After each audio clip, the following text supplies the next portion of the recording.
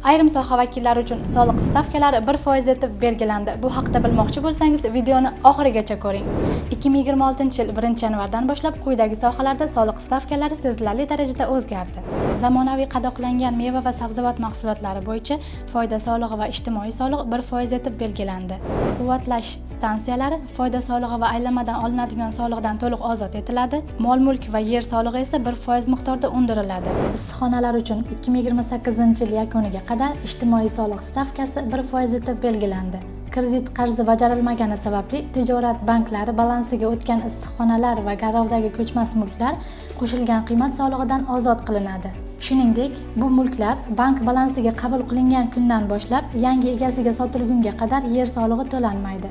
Sanoat korxonalarida xodimlarni tashish va ovqatlantirish xarajatlari bir xodim uchun 412 ming so'mgacha bo'lgan qismi ijtimoiy soliq bazasidan chegirib tashlanadi.